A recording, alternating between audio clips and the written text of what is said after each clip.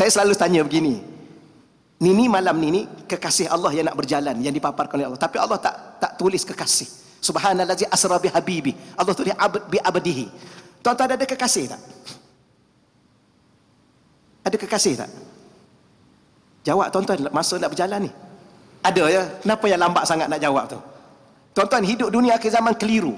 Dunia akhir zaman dunia dalam kekeliruan. Dia keliru antara kekasih dengan makwa. Dia keliru antara kekasih dengan pakwa. Kalau saya tanya tuan-tuan ada makwa tak? Itu tak ada lah ustaz. Muda-muda dulu ada lah sekejap. Iya ke? Ke memang tak pernah ada? Tuan-tuan pernah menggelarkan. Tuan-tuan ada kekasih ya? Sini nak ringkas ni. Ada kekasih. Siapa kekasih kita? Ibu dan ayah itu kekasih kita. Tidak ada orang yang paling kita kasih atas muka dunia ini. Ibu dan ayah kita. Siapa kita hari ini tuan-tuan, tak payahlah kita berbangga sangat kalau mak dan ayah kita ataupun mak kita tak lahirkan kita. Ayah kita tidak jaga kita. Tak ada apa kita hari ini. Itu kekasih kita. Kalau tuan-tuan ada isteri, itulah kekasih tuan-tuan. Tuan-tuan ada puan-puan ada suami, itulah kekasih. Tuan-tuan pernah tak menggelarkan kekasih tuan-tuan hamba? Pernah? Contoh ayah kita baru balik kerja, kita duduk depan rumah, ayah kita baru sampai hamba. Pernah tak? Tuan-tuan pernah cakap ke ayah tuan-tuan hamba? Malam ni, yang tuan-tuan yang isteri tak datang. Yang isteri datang, okeylah dia dah dengar. Kalau tuan-tuan isteri tak datang malam ni, tuan-tuan balik kat rumah malam ni, tuan-tuan cakap begini, hamba, teh secawan? Ada berani? Ke tidur kat luar? Mesti dia tanya, B, you ada masalah dengan I ke B? Bukan you selalu panggil I ayang ke? Kenapa malam ni hamba?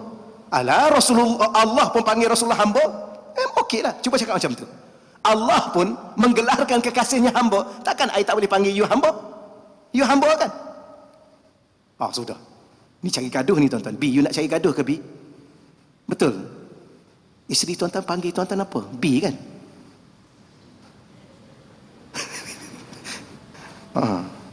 Ke syubun.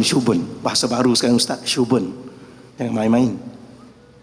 Itu bukan dunia kita. Okey, boleh ya tuan-tuan? Kita tak akan mungkin dan tak akan pernah menggelarkan kekasih kita hamba. Kenapa Allah menggelarkan kekasihnya hamba? Allah nak bagi mesej kepada kita bahawa tolong fahamkan diri kita, kita tidak lebih daripada seorang hamba. Apa makna hamba? Hamba ialah tidak memiliki segala-galanya. Tahu hamba kan? Hamba ni dia tak memiliki diri dia. Hamba dia tidak memiliki apa dia miliki. Harta benda dia bukan milik dia. Jadi jangan pernah merasai diri ini milik kita. Kadang-kadang ada orang tuan-tuan, mungkin kita waliyazubillah, kadang-kadang kita tanya, I nampak you dah berumur, you tak nak solat ke? Kan? Ada lagi tak orang tak solat?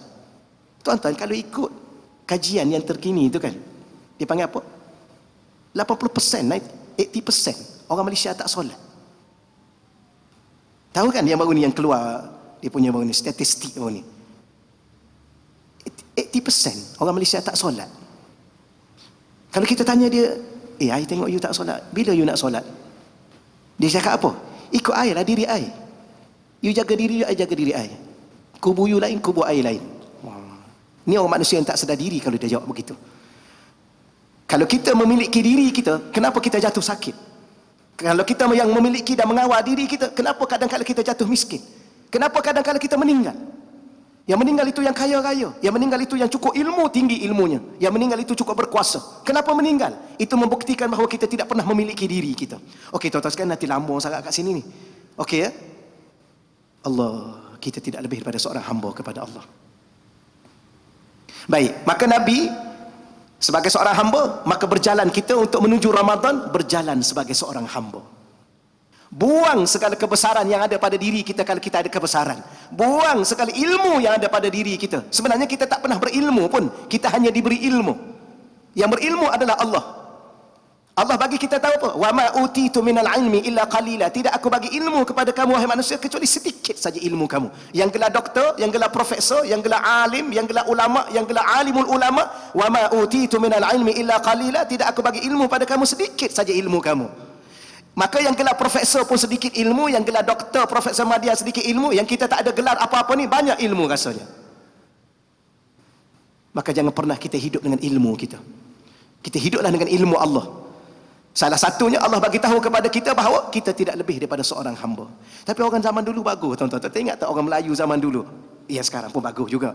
Ini susah cakap akhir-akhir ni. Teruskan dia.